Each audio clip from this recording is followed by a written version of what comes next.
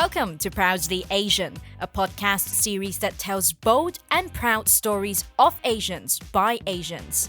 I'm Isabel Wong, a financial journalist who wants to uncover the many Asian stories around us that are waiting to be told. There's never just one way to look at Asians. This podcast will take you through a deep dive into the life stories, struggles, and triumphs of young Asians around the world.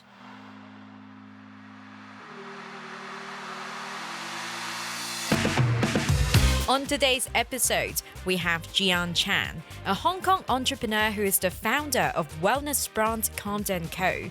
She talks to us about her own mental health journey and her mission to provide affordable wellness solutions for people who want to improve their physical and mental health.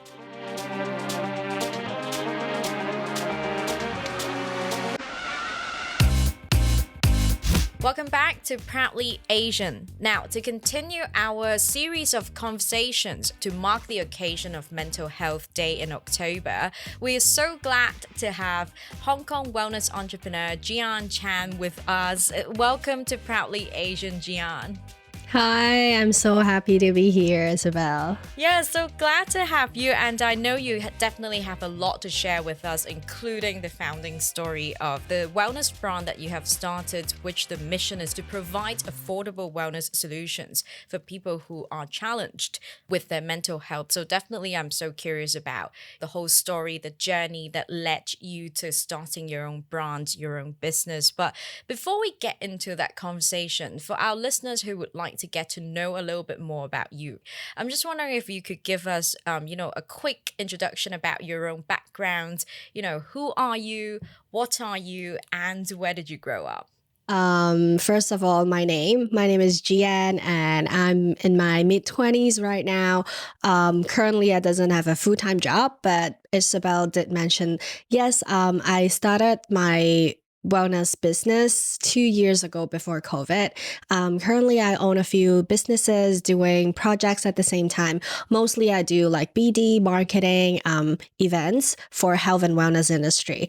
And on the side, I'm also a podcast host. I do have my own show, a little shout out here, as well as my own YouTube channel. But things are going a little slow on that side. And also involving in a charity called Inspiring Girls. I mean, just to go back to maybe earlier stages in your life, did you happen to grow up in Hong Kong, or what was your background? So I'm born and raised here in Hong Kong. I've never been overseas studying. So my whole life, I've always been here in Hong Kong. And could you briefly describe to our listeners, what was it like growing up in Hong Kong? When it comes to like education, right? Was it as stressful as it sounds? So I come from a traditional girls' school since I was in primary school and then secondary school. So it's around 12 years of having like a lot of pressure by my, traditional Asian parents. They do have a lot of expectations on me regarding like my studies because coming from a school with, the same gender, it's very easy that people or parents may, compare a lot. So I would say definitely here for 20-ish years, I do got a lot of pressure when I was a teenager.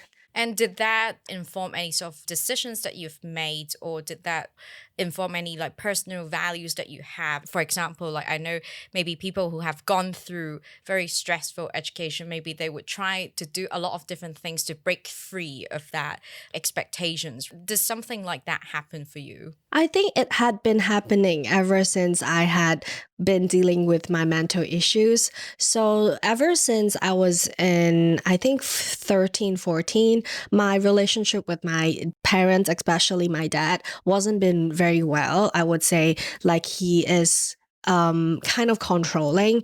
And to me as a teenager, of course, I would want my freedom. I would want to have my own privacy. But we were just not like in a good way for so long. So I guess he kind of like also affected me on how I feel on my own like personal emotional mental issues. Like he definitely affected a lot on that. But like I still love him, of course, and I still understand like, oh, like where he is coming from is that he's trying to protect me, and he's trying to, giving love to me in a way that he was never taught before. So I guess that's how like living here in Hong Kong, especially like, back then it was kind of stress, I would say, like financially. So there would be a lot of burden from family side. And then when I was in Form 5 specifically, I remember I had a decision where I wanted to repeat a year in that year because I don't want to face the public exam. I don't want to face the pressure of, coming out to the society, working. I don't want to face that at all. I just wanted to stay young.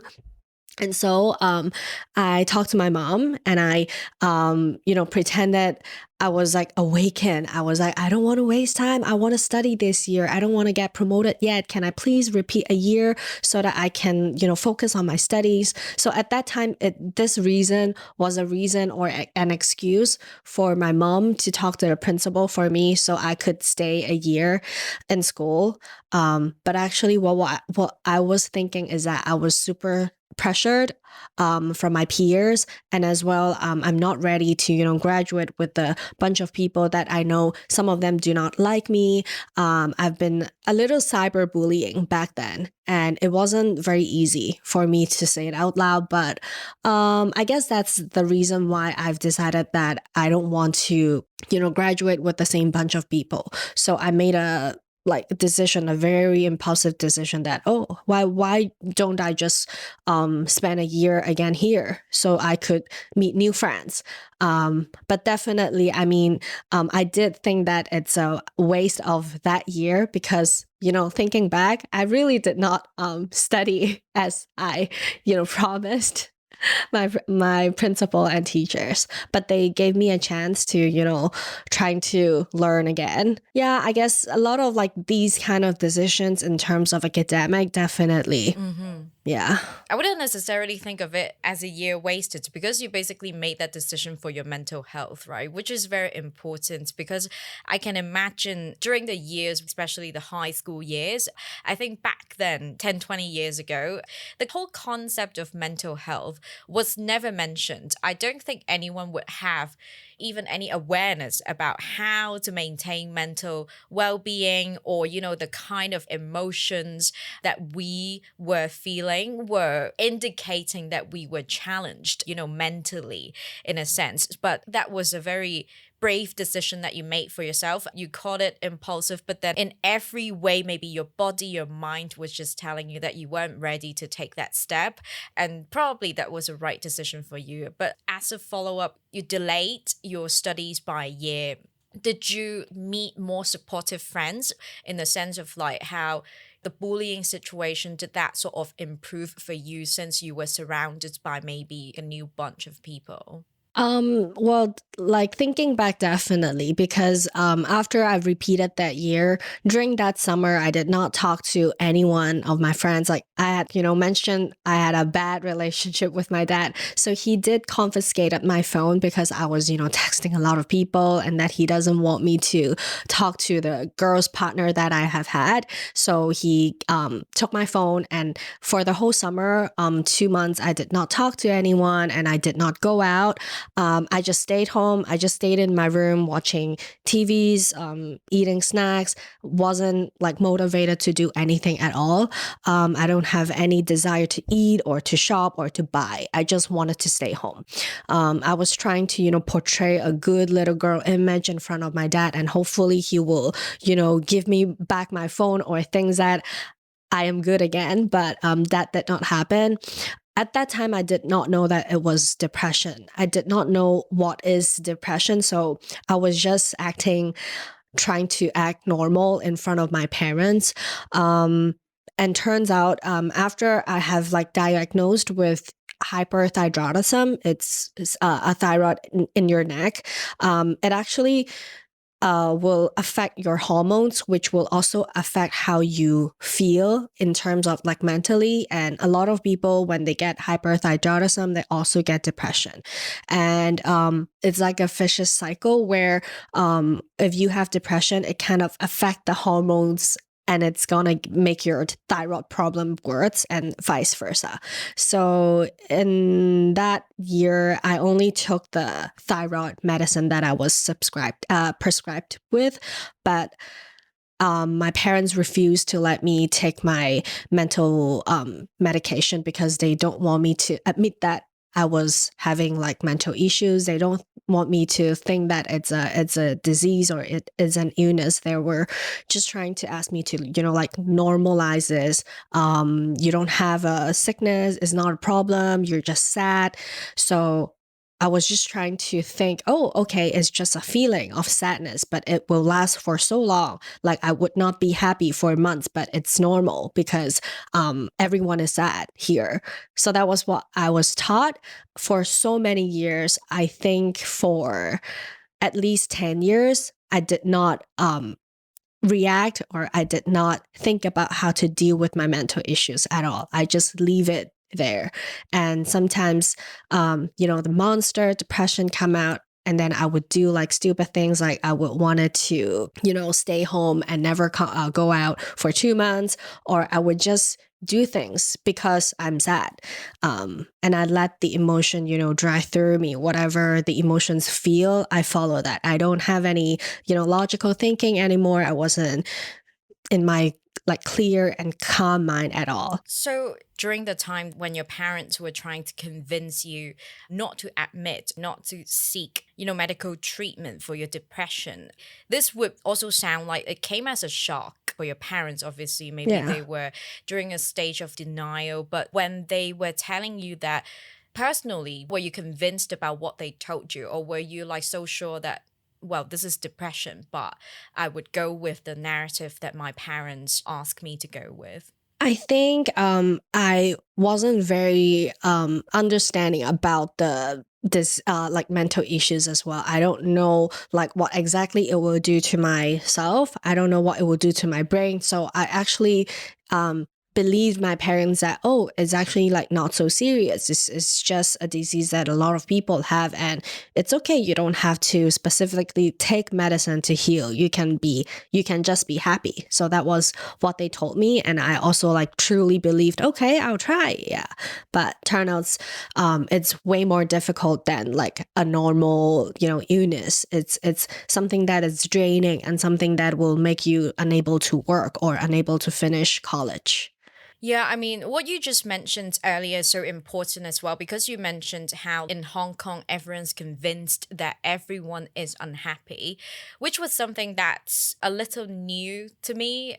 When I moved to Hong Kong full time, that's when I realized, people here are so grumpy, or like if you're describing something that's not so good in your life, or if you're describing to people that, oh, you're not feeling okay, or if you're sad, people's response wouldn't be, oh, I hope you feel better, or it's like, oh, it's just, you'll get over it. The go-to response is always like, oh, someone is having a worse day than you, it could be worse, or like, That's not that bad. yeah, or like, check me out, I'm even more unfortunate than you Yeah. are. Or for example, like if people are comparing like their housing situation, because Hong Kong is known to be the most expensive housing market in the world, right? And if they're comparing living situations, like I have a smaller house than you, like my family is poorer than you. It's like people are always comparing their misfortune rather than trying to encourage or be supportive to one another. So I think this is also, I wouldn't say it's unique, but then it's also, a characteristic that Hong Kong as a city has. Like you don't see people openly being happy, or like you would even hear maybe some of your local colleagues around how like if they show they are happy, they are worried about how colleagues would think, oh, they are happy, or he or she is happy, it means he or she has time, so he or she could work more. So somehow like people here think this way. which makes it a lot harder for you to communicate your mental health challenges, because whenever you are describing to people that I'm depressed, and then people would be like, oh, I'm more depressed than you. Like, have you come across a lot of these? Yeah, definitely. Because when I was in high school, a lot of the girls would like seek attention because they wanted, people's approval, something like that. So when we were younger, it's very difficult to, voice out like how you're feeling. So I tried like always like, talking about how I feel on social media platform. Back then, it wasn't used for marketing. It wasn't used for building personal image. It's simply for like sharing feelings, like how we use Facebook before. So I was always like typing out how I feel, and people would always be secretly saying, "Oh, she's just seeking attention. She is just trying to look for someone else, approval, or people. She just want more likes, something like that." So it became really toxic. Like even how you share your feelings, people would be judging. Why are you trying to say this? Maybe because the people don't resonate with what you feel or what you're trying to say, and then they would be attacking you. So yes, I do agree that, I get a lot of these personal attacks a lot when I was younger, trying to just express myself. On expressing your emotions and mental health, I'm just curious, in the Cantonese language or like in Chinese language, are there terms like words and phrases that would allow one to express their mental health status, depression, or even describe how they feel without having any negative connotation? Because I mean, I'm not sure. Like, I read an article somewhere about how for other Asian countries, or other Asian languages, the language of describing one's mental health status is pretty much non existent. But I'm just wondering, in the Cantonese language, is there a set of language or inclusive language that would allow one to describe their emotions or mental issues in a non biased or like non negative way? It's so difficult if you ask me in this way. I've never thought of a way to express this, because when you express something that is negative, people immediately feel like, oh, it's a negativity. It's bad vibes. So it's quite hard to actually express negativity in a way that people won't feel negative, because the sentence already is, it's kind of sad, I would say. But I don't know, try to that there's a little trick I do with my partner and my friends. So I try to represent like the feeling of how I'm feeling sad, like on a rate of 1 to 10, and then I tell them, okay, on a depression level, am I very sad, or am I just okay little sad? So I give them a number, and they know how I feel, because I don't have to describe like how bad it is. I just give them a number, and in days they like monitor, or they look at the numbers, and they know that, okay, these days I'm doing okay. But when they see like, oh, like Gianne is feeling not so okay these days, it's an 8 or it's a 9. Maybe we have to think about the ways or things for me to do, or we can go out. So I could be like more happy, and I could like get some attention from my loved ones. Does that set of communication also apply to your parents? Currently, are they more understanding about your mental well being, or would it still be a bit of a challenge for them to understand it whenever you're trying to describe, how you feel and your emotions? I've never tried explaining how it really feels with them. But I think they do is able to observe like from periods I've been a little grumpy, I don't always talk, and then now I seem to be more open up. I talk a lot more and I share a lot more. Like back then I used to be so quiet whenever I see my parents, because we're no longer living together. So whenever we meet for like dinners or lunch, it would be so difficult for me to speak or open up myself. But now, things have been going a lot better. I've been feeling more myself, and able to speak in front of them about anything, like being more expressive, I would say. So you realized you had depression. I'm just wondering, what was the turning point for you on your mental health journey? At what point did you realize the concept of well-being or wellness exists?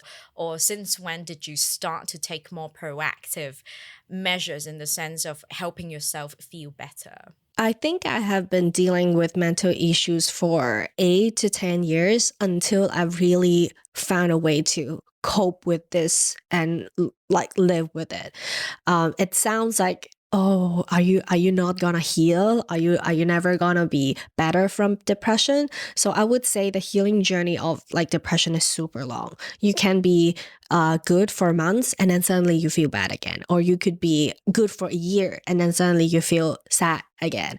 But it really depends on how you cope with this and really learn to, survive along with this little monster and try to, tame it. I don't say suppress, or I don't say like you make it go away. I never explain like this depression thing as you can make it go away. But for the past few years before COVID, I've traveled to the States, and then I've been introduced to CBD. And from that, I actually learned how to, meditate, how to truly meditate. Because before I've been sharing with Isabel, I don't know how to meditate. And when people are trying to tell me, oh, you should try this, I said, I can't. My brain just wouldn't stop. So I was that kind of person who could not. But with the help of like CBD substances, I've been able to, manage my sleeping pattern, and as well as manage how to release the stress. And of course, be able to meditate, which helps me a lot because before taking CBD, I would say I've never learned a way to think, outside of my brain. I would just think on behalf of myself, Gianne. But after like truly being able to meditate, I can truly like think not on behalf of myself, but think myself as a person, just a person that I would see like on the TV, or just a normal person. And then I would think, oh, so Jian, she's 20-ish years old, what she has been doing, where she went, how she worked. So I see myself like I was on a show, and then I analyzed this person. So there wasn't any like personal feelings anymore. I was just looking at her and simply like admiring how she was working, how she was dedicating, her passion on this and that. So you feel a lot better. You feel less judgmental on yourself. And definitely when if you're suffering from depression, you simply feel more compassion towards yourself. You will understand yourself more and like less self-blaming, because I do a lot of blaming. I will keep blaming on myself. Oh, why did I have this depression, and I'm making everyone sad? Like my parents are sad, my partner is sad about this, everyone doesn't know how to handle me, I'm such a troublemaker. But then if you look at yourself as just a person like nobody else, you would like put less pressure on her, and you will have like more empathy on that person. And that's exactly what you need to do with the meditation practice. That's a very good advice, because like seeing yourself and your behaviors and your patterns from a third person perspective, like you mentioned, it's so much easier for us to be less attached to our ego, our own decisions, because like whenever we feel challenged sometimes, whenever we just feel like, oh, I made such decision, I know it's a bad decision, but I also don't want to admit that it was a bad decision. But when you're able to, kind of have an out of body experience, or like looking at yourself from a third person's angle, then that's when it's a lot easier for you to judge and be critical about your own behaviors and patterns, and point out, oh, that's toxic, that's unhealthy, that person should stop doing that, in the sense of like you yourself should stop doing that. And I gotta admit that it's a bit of a journey for everyone's, wellness. Obviously, that's what worked for Gianne. And for our listeners, if you are looking to, look more into your, mental well-being, it does take a bit of time. It's a very long journey. And maybe meditation would work for Gianne or work for me, but it might not work for you. So it's okay. I think it always takes a bit of testing, trying out different solutions until you find that perfect mix. The perfect mix for me was, I'm like you as well. Like a few years ago, I would say, oh, I really can't do meditation. Whenever I try to close my eyes, my head would just be flooded with a lot of like noise, voices and thoughts that I'm like, I really can't calm down. I thought meditation was about clearing your mind, and then you listen to all those guided meditation scripts and just follow, but I just couldn't really follow until I watched this documentary that was about mental well-being. And one of the tricks that they taught us was just treat yourself as an observer, which is kind of similar to what you mentioned. All your thoughts were just traffic. Whenever you're trying to watch the traffic on the street, you're not going to be too fixated on one of the cars. If that car disappears in front of you, you're not going to wonder about, oh, where did that car go? Like, I need to follow that car. And you should do exactly the same to all your, voices and thoughts. Whenever you try to meditate, you're just like a bystander, you're observing the traffic, but then you don't feel overly attached to it. And after I learned about that technique, that's when the meditation journey got a little bit easier for me. But yeah, so it's definitely so interesting. I'm curious for our listeners if you guys have any sharings or experiences about your own meditation or wellness journey as well. Feel free to, let us know, send us a DM. And yeah, we would like to hear from you about your own journey as well. But now, Gianne, you mentioned you discovered CBD on your trip to the US. And was that what sparked you to think about starting a business in CBD, introducing CBD in Hong Kong? Not exactly what once I tried, but it was kind of like those periods. So after the trip, once I went back to Hong Kong, my sleeping patterns and the jet lag started like it's just all messed, and I could not like go back to like normal sleeping schedule. And then of course like the depression, anxiety, they just came back like this at the same time. I'm feeling a little sad about like after the trip has been gone, and I was like, oh, when will I be able to travel again? COVID hasn't struck yet at that time, but I was already feeling so stressed by, at that time it was like a lot of protests, and a lot of like people in the society weren't happy at all like before COVID. So at that time I was thinking, oh, CBD is so much needed in Hong Kong. I was trying to look for CBD products, and I've seen that, oh no, why is it so expensive? And I've only found like 2 or 3 companies in Hong Kong that were actually selling CBD, and that's it.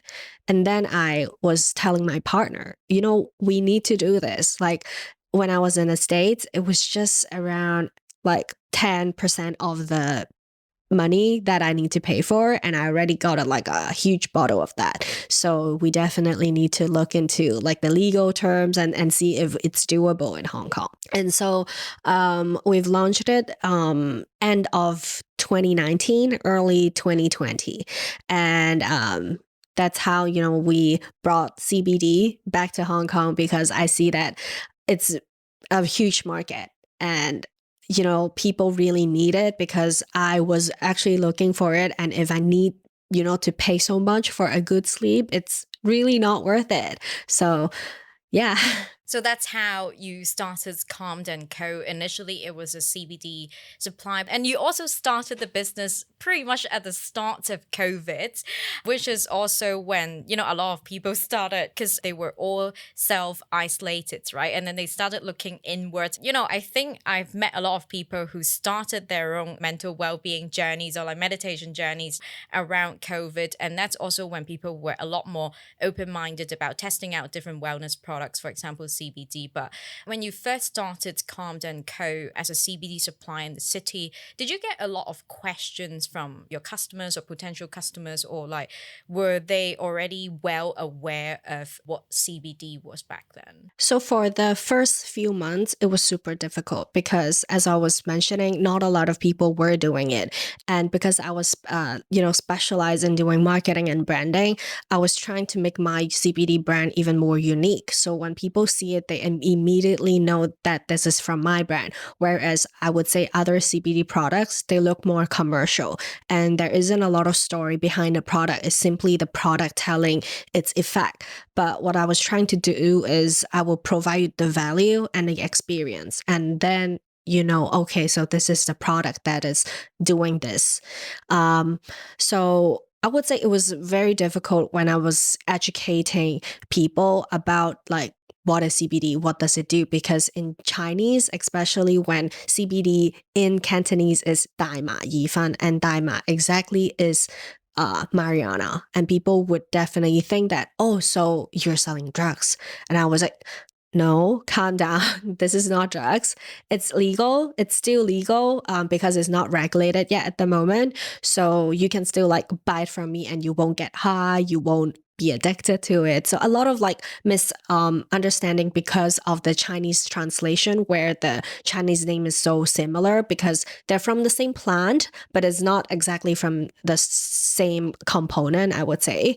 So it won't like get you like so high or what you were thinking is totally wrong about CBD. It's more on how you relax your muscles and how you can relax your body and your mind and let you feel calm. I mean, of course, in an unexpected turn of events, Hong Kong has gone ahead to ban CBD. So, did it come as a shock to you, and how did you pivot your business based on the new regulations? So I was always thinking like, oh, when will the government regulate? Because I know that like, you know, when I was looking into the product, I already knew that, okay, Hong Kong does not have a law to regulate this product yet, but they might because the last report, it was 2008. So it was so like years back then. So when I was doing it, the first few months I was mentioning, it was super difficult. But from the fourth to fifth month, there are starting to have a lot of competitors. Like a lot of people suddenly were doing CBD. We saw around 20 to 30 new Instagram shops in a week. So people were actually investing in this industry. And we know that, okay, there are competitors, of course, but that also brings more people's interest because we do not have to do the education anymore. People will be educating the audience a lot. Like they would be spreading a lot like, what is CBD? Why do you have to take it? So since we're already doing CBD for quite a while, people know us. So people would just come to us because they've seen that, oh, this brand has been here and there. If I want to get CBD, I would want to get from these suppliers. So it was kind of easy, I would say, like near the end of 2020.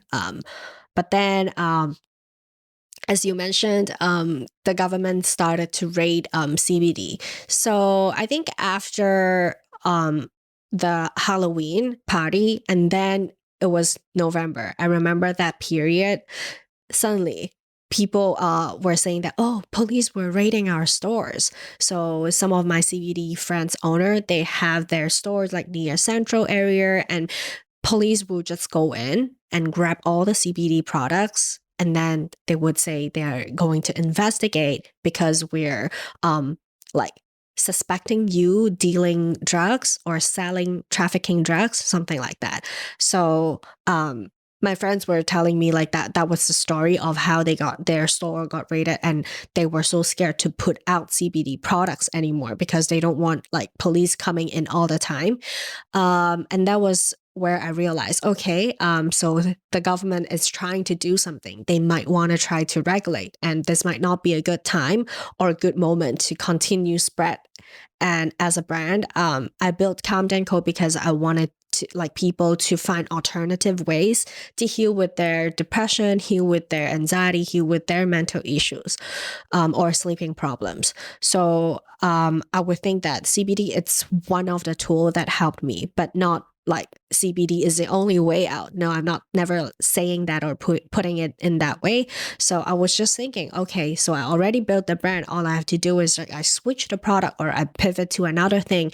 The brand can continue, but it doesn't always have to be CBD. So I just say goodbye to like my old babies. And it was like a little heartbreak moment, of course, because it was my first business after all. And I put in a lot of effort. I knew that someday I would need to like say bye to all these because I did notice that the government might regulate sooner or later. But I just did not notice it would be within 1 year and then they would take action so quickly. Like I just didn't see it like so quick, but it's all right. I mean, I have already noticed that it's a pattern.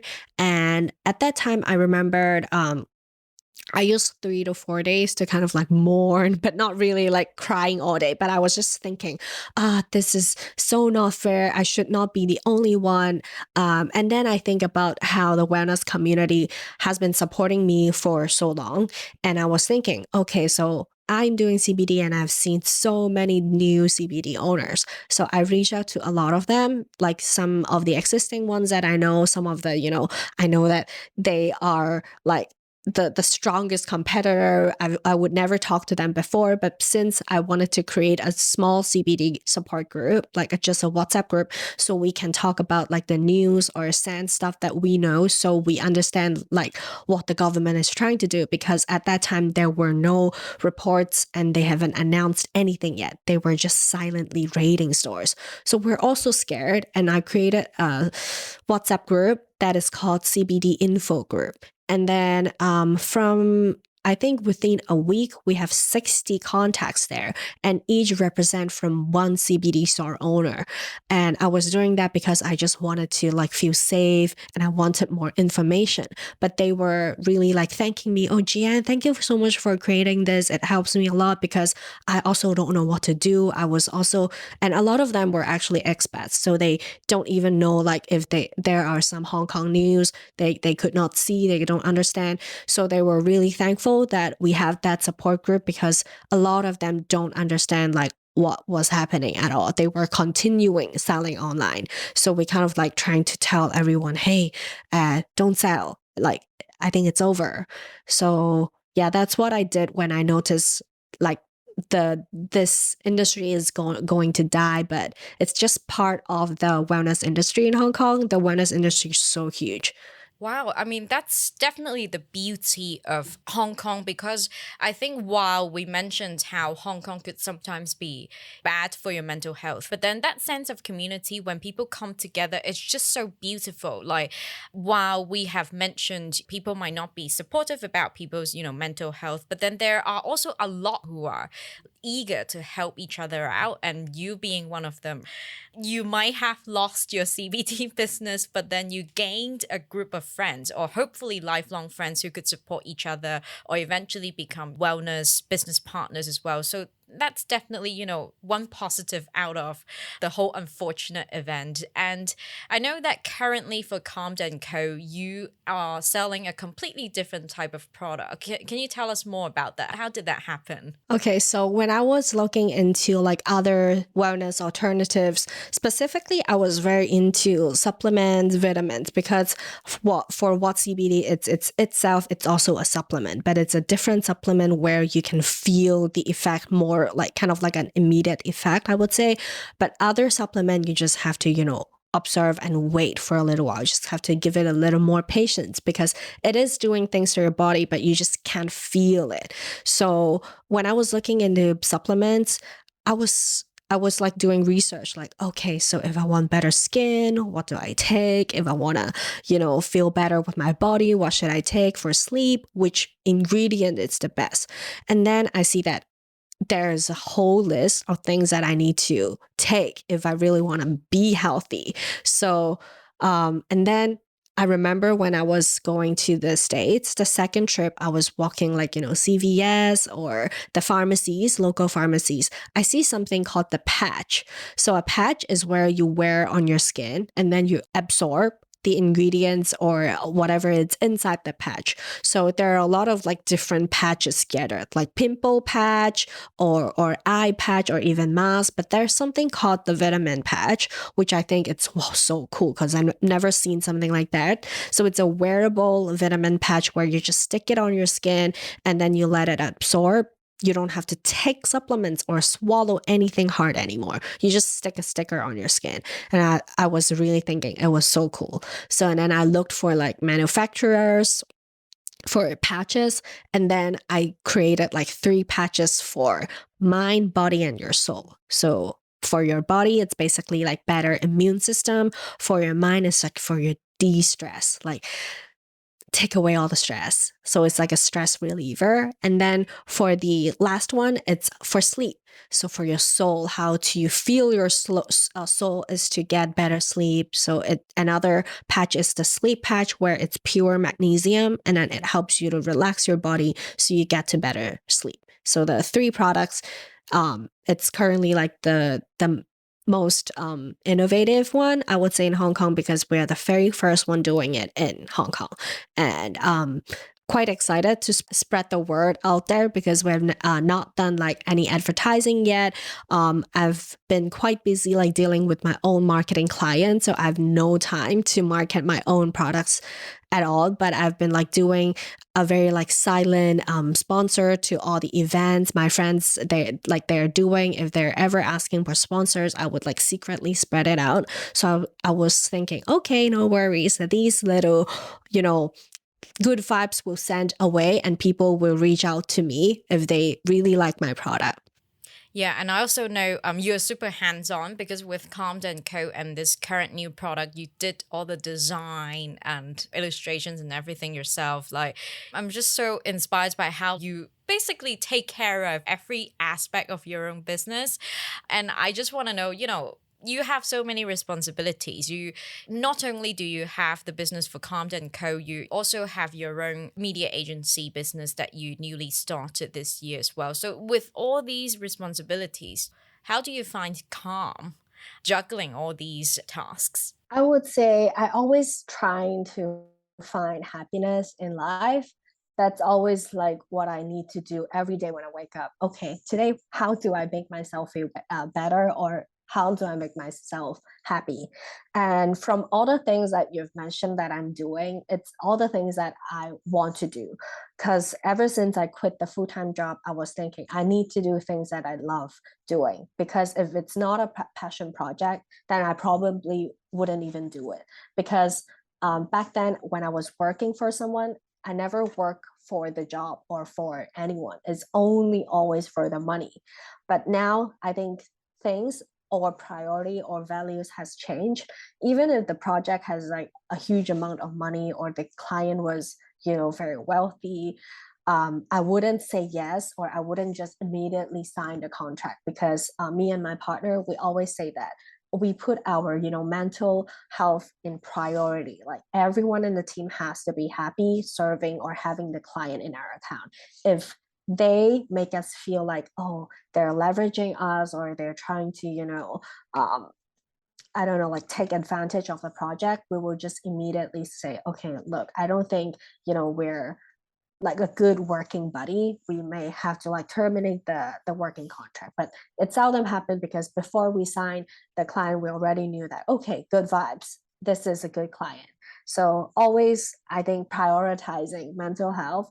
But the things I do, I always say that if it's not something that I like doing, I would just rather not commit, because it's so difficult when you have to say no, or when you have to, set boundaries at work. Hmm. And we mentioned earlier the mental wellness journey. So far, you have been on this journey for quite some time now. So, what are some of the key advice, or what's the perfect mix for Gianne to maintain your mental well being? I would say look at yourself like as a whole. Are you well? Like, are you feeling well? Are you looking well? Basically, it's always like, because I'm practicing to be a yogi, and my teacher has always been saying like it's all about your mind, body, and soul. So these three elements, are they in sync? Are they in alignment? Or is your body feeling weaker these days? Or is your mind a little off these days? So you everything has to be in balance, whether it's your mind or body or soul. So in your day, you spread out like how many hours you're working, how many hours are you spending for your mind, how many hours are you spending, is it enough for your body to rest, is it enough for your mind to think clearly? So I think it really depends on like how you divide the hours of your day. But for me, because I don't have like a full-time job in the morning to commit to, so I could squeeze in a little time, like morning I take an hour is just for me to, stretch, to release all the negativity inside my body. And then I could take an hour is purely just for exercising. I don't have to think about anything, no phones, no devices, just workout. So it's just how you divide things and how you put into like your priority. So my priority is always my health first, my mental health first, and then it would be the things that are undone, like my to-do list. Right before this conversation, I just saw a quote somewhere about mental health, right? Like people might tend to suffer when they feel like they have all these obligations and responsibilities that they have to attend to. For example, like a friend's birthday that they promised to go, parents' visits, and all these. But I mean, one key thing about maintaining one's mental health is if you really don't feel like doing that, and if it's important for your mental health, and if that takes as much as letting people down, then you have to let people down and prioritize your own mental health. So what you just mentioned there are definitely some really important tips. But now I would like to move on to the next segment, which is called Rapid Bias. And in this segment, I'll be asking my guests biased questions that they've got asked at some point in life. And specifically for this episode, it would be common questions people have about mental health that aren't so nice. So, Gianne, are you ready for all the questions? Yes. Let's go. Now, first question. Having mental health issues means you are crazy. Well, I would say I am a little crazy. I guess a lot of people are a little crazy these days. After pandemic, who isn't crazy? But well, yes, I do think that a lot of people see that when people has mental illness, they act or they do things so crazy. So I wouldn't blame that person if that person makes you feel like they are a little crazy, but I would try to put it in this way. Try to understand that person a little more before you judge or you say something about them. Because when I was having episodes, I really acted like I was another person. Like I would scream, I would throw things. I would just express my anger in a way that I could not control myself.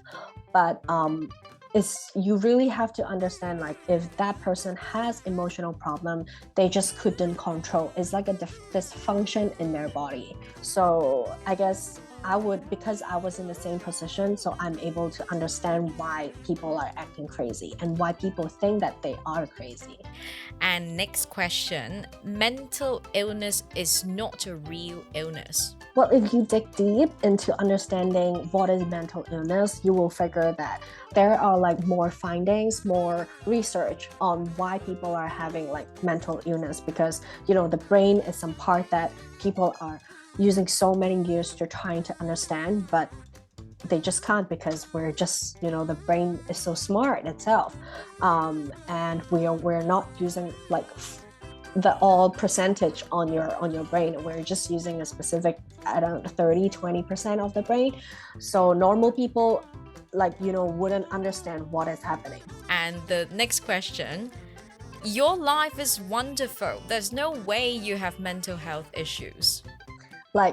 We would really hate it if we have heard this when we were actually feeling sad, because who wouldn't want to be happy? Like when I was feeling super depressed, I see people so happy.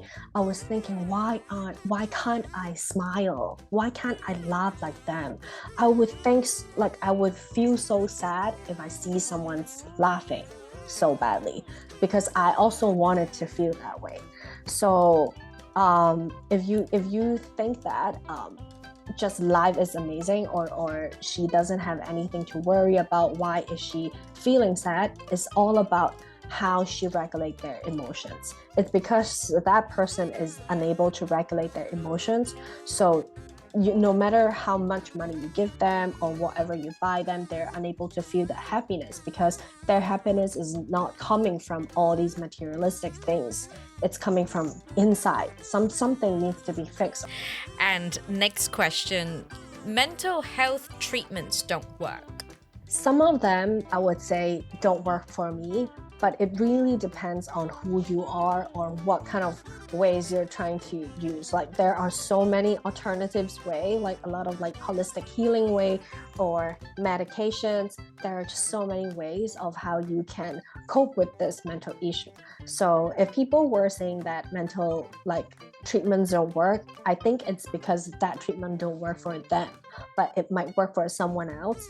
And it's very frustrating, I would say, to find the truly right way to how you can deal with it. It's a lifelong journey because what you need now may not be what you need like when you are older. So you always have to change of the ways on how you cope with mental issues. And finally, you are not ill, you are just sad. Some of the people may be only sad, but I don't know. But for me, I was ill and I was also quite sad about the illness.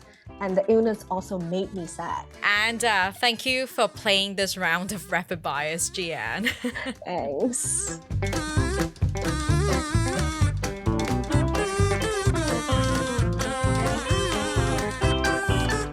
To conclude the episode, I just have a couple more questions for you. Obviously, when you were mentioning your perfect mix earlier, right? The three key components for yourself is to take care of, mind, body, and soul. But for our listeners who might not be so familiar with the concepts and wellness, how would these three key aspects, what are some of the behaviors or actions that could be translated to, how do you take care of your body, mind, and soul, especially the mind and soul aspects? What would they mean if one is to take care of those two aspects? I would say always, your mind is very powerful and you don't always need like meditation sessions in order to think clearly. It does help you think clearly, but it's not the only way. I know that, a lot of my friends are still having their full-time jobs, they're still super busy, a lot is going on in their life. And my opinion or advice for them would be trying to take care of yourself more in a way, people always say self-love, self-love. So for mind, body, and soul, like the three components might be so difficult to take care of at the same time, but just taking care of yourself like you would take care of your own child or how you would take care of a baby, simply a baby. People ask me like, for self-love, what do you do? I would say just love yourself as if you're your child. Like imagine you're the mom of your child, and what would you tell your daughter or your kid to do? Like you wouldn't ask her or him to, cry over a sad relationship for a year, right? You would tell them to move on. So I know a lot of people does not know how to handle their own situation, but if you again think yourself as not yourself, but maybe the mom of yourself or someone who is doing good for yourself, like you wouldn't yourself to go through bad stuff again. So give advice to yourself as if you were like teaching them. So that helps for me, and I hope like it's kind of like easier to do, like easier understanding to like how to connect your mind, body, and soul.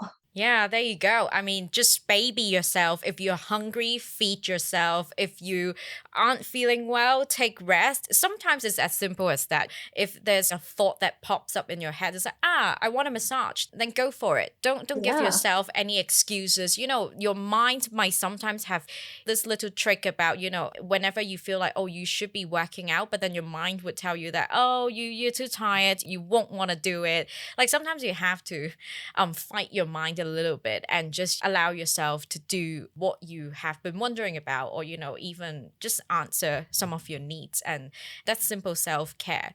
But Gianne, if listeners are curious about following your work or even learning a little bit more about your brands Calmed and Co, where can they find you? On Instagram, definitely when they search Gianne Chan, I'm sure my account will pop up. Um, but my Instagram is Guan, so it's Guanne. Because a lot of people has been asking me like, why is it Guan? Is it like how to spell your name? And I was like, when I tried typing in my real name Jian, it was taken by another user. And then I was just looking at the keyboard and I see that you and I were right next to each other. And then I just used like replaced you on the eye. Right, right, I see. Yeah, then for our listeners who want to follow Gianne's journey, go find her on Instagram. But finally, a last question for you, Gianne. What does it mean to be proudly Asian to you? So I've been sharing a lot about my how my parents, specifically my dad, like how he taught me, how he raised me up. I was still would say that I'm very proudly that he was the father that raised me up, because if it wasn't for, how he was expressing his love towards me, I think I would never understand like why mental issues or why people think in this way. Like he really like taught me a lot, because he was always expressing his own emotions to me as well. Like he showed me how much he really cared about me, and that's why he always like tell me, like the ways that I used to taught you, the ways that I used to do to you, I know it's, not good for you. And things changed a lot after I graduated from university, and we have had like loads of decent talks where we are both very calm, and we're both like grown-ups talking about feelings, not about who is right or who is wrong anymore. It's simply like expressing how grateful we were that things have been moving on. So I'm proudly that I was brought up and taught in here, so that I have like, multicultural, a lot of like expats friends, and at the same time I was born and raised here, very local. I understand like what here local people needs, and how I can, connect expats and the locals. That's beautiful. I mean, as the children are growing up, parents are also growing. It's kind of like a journey that you guys take together. So that's really beautiful. Thank you so much for sharing your story and your time with us, Gianne. It's so lovely to have you on Proudly Asian. Thank you so much for the opportunity.